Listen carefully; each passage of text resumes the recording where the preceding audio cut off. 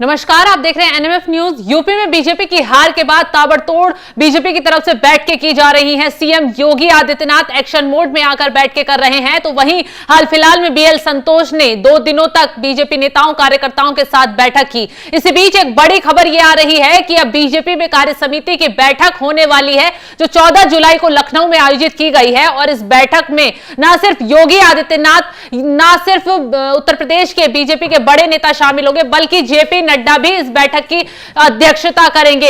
उससे भी बड़ी बात यह कहा जा रहा है कि दोनों डिप्टी सीएम भी इस बैठक में मौजूद रहेंगे, क्योंकि इससे पहले की बैठक में दोनों डिप्टी सीएम गायब रहे थे, जिससे कयास बहुत कुछ लगाए जाने लगे थे। तो अभिषेक, एक बार फिर से उत्तर प्रदेश में कार्य समिति की बड़ी बैठक बुलाई गई है, वो भी लखनऊ में। और सबसे बड़ी बात तो ये कि इस बैठक में अभी तक 300 लोग शामिल होते थे, लेकिन अब 3000 तक का ये आंकड़ा पहुंच सकता है।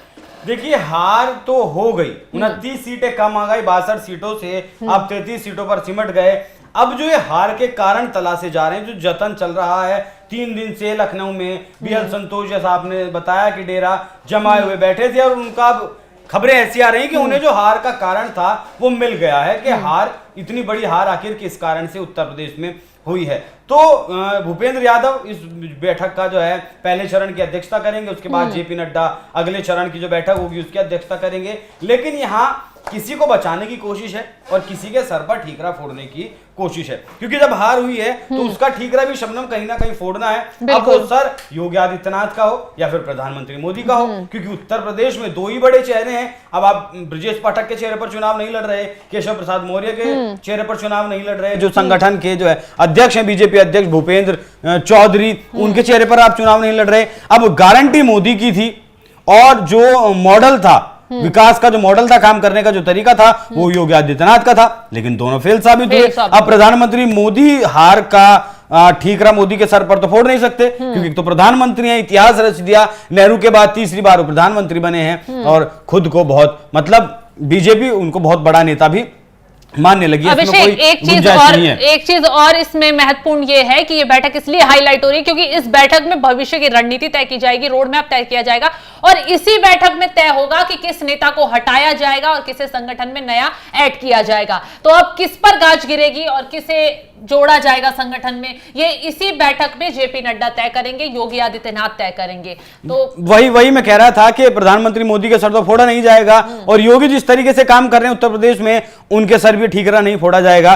तो हो सकता है जो इतना लंबा जो मंत्रणा चली है, हो सकता है कि कोई ना कोई बीच का रास्ता निकाल लिया गया हो, और वो बीच का रास्ता इस मीटिंग में 14 जुलाई को लखनऊ में जो होने वाली है वो बता दिया जाएगा कि इस वजह से उत्तर प्रदेश में बीजेपी की हार हुई है। अब रही बात कि कुछ लोगों को हटाया जा सकता है, कुछ लोगों को और इसमें शामिल किया जा सकता है। तो सबसे पहले शुरुआत करिए केशव प्रसाद मौर्य से और ब्रजेश पाठक से। केशव प्रसाद मौर्य, जो सिराथू सीट से चुनाव हारने के बावजूद भी उन्हें सरकार में जगह दी गई, एक बार फिर से डिप्टी सीएम बनाया गया।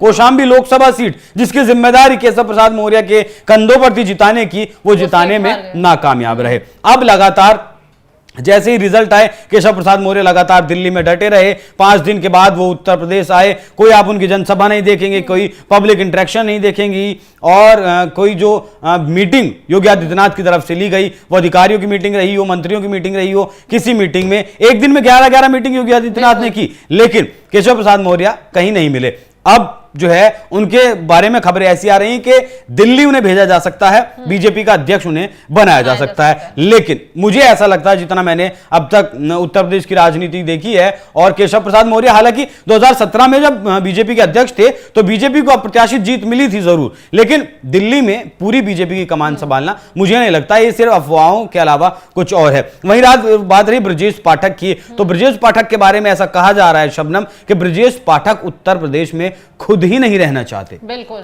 जिस तरीके से केशव प्रसाद मौर्य उत्तर प्रदेश में नहीं रहना चाहते, उसी तरीके से ब्रजेश पाठक भी नहीं रहना चाहते। अब वजह क्या है कि योगी आदित्यनाथ से नहीं बन रही है, या फिर जो है अमित शाह और योगी आदित्यनाथ की जो चल रही है, जो कहा जाता है कि उन दोनों के बीच सब कुछ ठीक नहीं है, उस लड़ाई में कहीं केशव प्रसाद मौर्य और ब्रजेश पाठक अमित शाह के मोहरे तो नहीं है, जो दिल्ली की कमांड लेते हैं और उत्तर प्रदेश में बैठकर आकर काम करते हैं। तो ये कई वजहें हैं, इन सब पर चर्चाएं होंगी, किसे कहां रखा जाएगा, नहीं रखा जाएगा, क्या ब्रजेश पाठक का पत्ता साफ हो जाएगा उत्तर प्रदेश से, योगी आदित्यनाथ इस तरीके की कोई मांग करेंगे या बात रखेंगे केशव प्रसाद मौर्य से भी, उनकी क्या बिल्कुल बन ही नहीं रही है, जो केशव प्रसाद मौर्य उत्तर प्रदेश में एक्टिव नहीं है। तो रोड मैप अब शबनम 2027 का तैयार करना है। 2024 के चुनाव के हार की मंत्रणा के पीछे इसकी ये जो जतन चल रहा है सारा 2027 का चल रहा है, क्योंकि उत्तर प्रदेश जो है वो बीजेपी के लिहाज से सबसे महत्वपूर्ण और सबसे बड़ा राज्य है।